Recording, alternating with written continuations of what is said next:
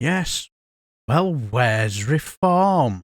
Now, was the truth about Reform UK really being exposed? Now, what I mean is, on the 2nd of September, the Parliamentary Under-Secretary of State for the Home Department, Jess Phillips, was making a statement on the group-based child sexual exploitation and abuse, where she was updating the House on the progress being made on the Baroness Casey's recommendation. Well, after making her statement, then it was Gulper Fibs to make his, and then Lib Dems Lisa Smart made hers. And I was wondering how many Reform MPs would be in the chamber to hear the statement. Just out of curiosity. And would they actually get a question? Well, this is Plaid Cymru's Liz Saville Roberts asking a question. But look at who's in the top half corner on the right-hand side.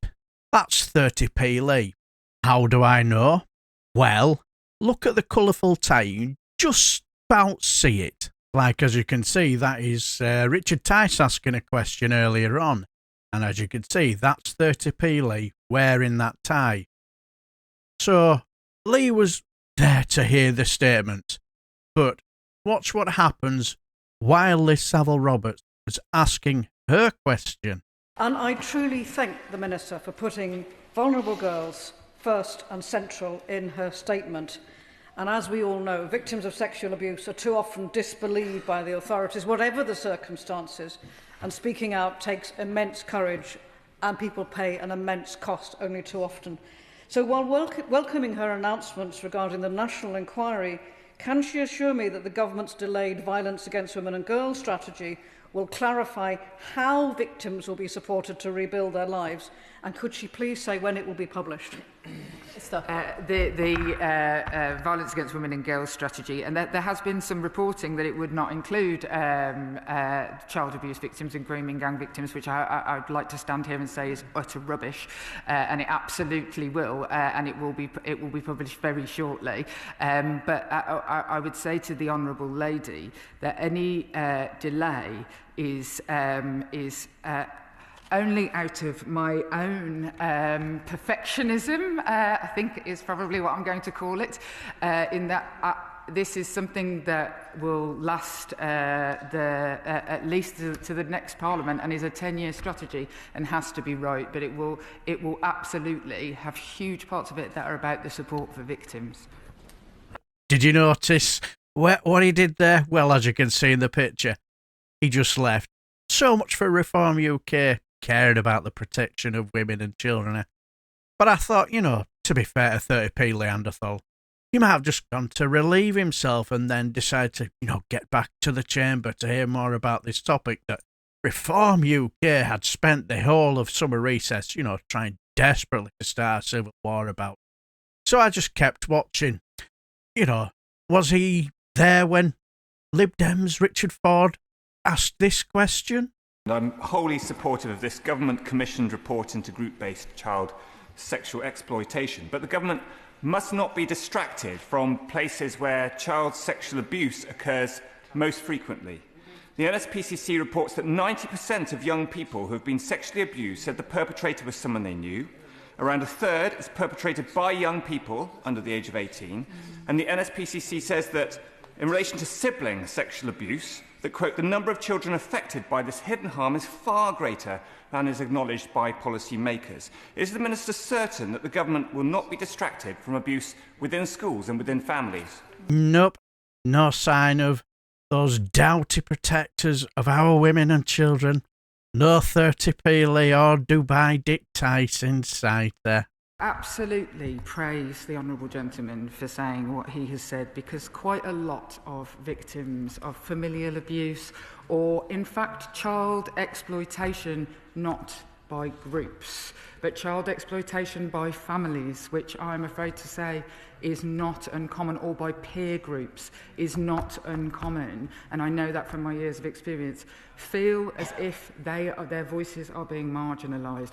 What I would say is that this piece of work, the work that we have announced today, sits as part of a much broader child abuse body that sits within the Home Office and works on all of those things. The ICSA recommendations keep us on that track, but we must not lose sight of all of the abuse, especially that happening amongst young people, against other young people and online.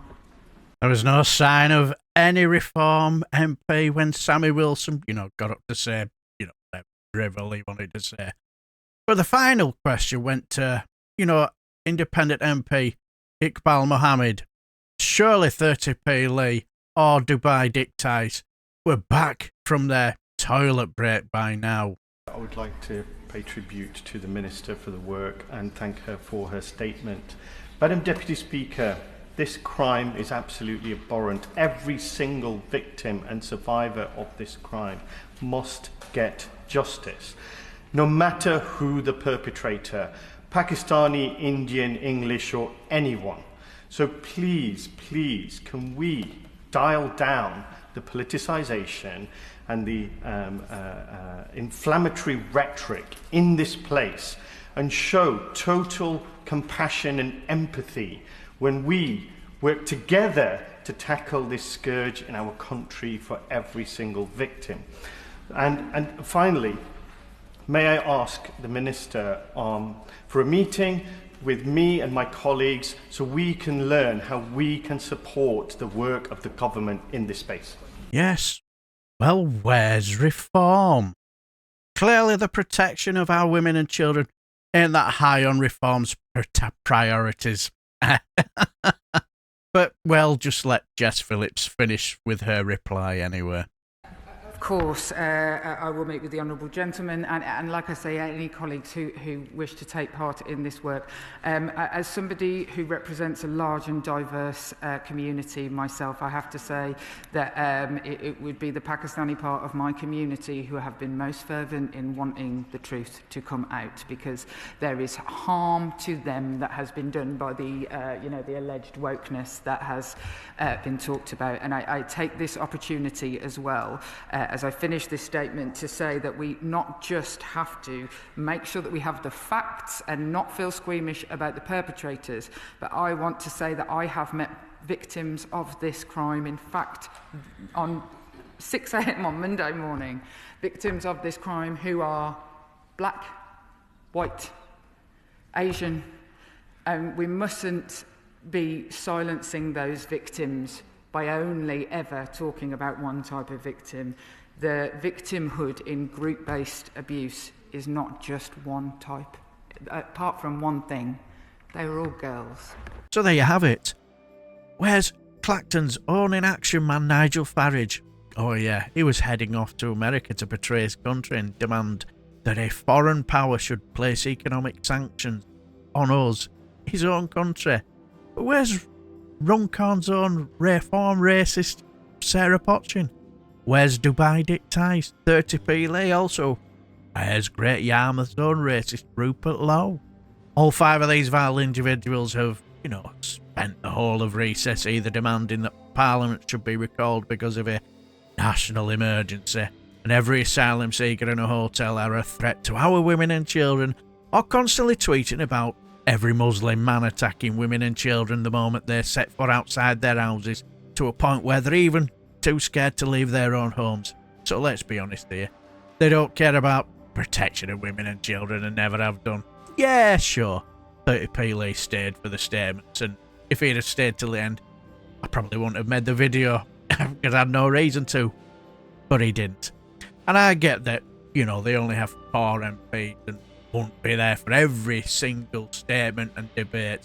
But if all you have is our parties, immigration, grooming gangs, and accusing every Muslim man of being a, sexual predator, especially when you're very rarely in Parliament in the first place, and if you really care about group-based child sexual exploitation and abuse, I would have thought at least one of them would have stayed until the end, and at least showed that they cared for the victims at the very least.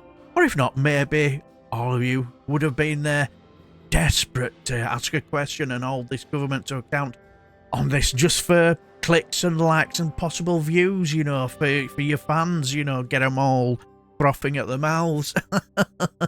But what do you guys think? Let me know down below and I shall bid you farewell and take care, my friends.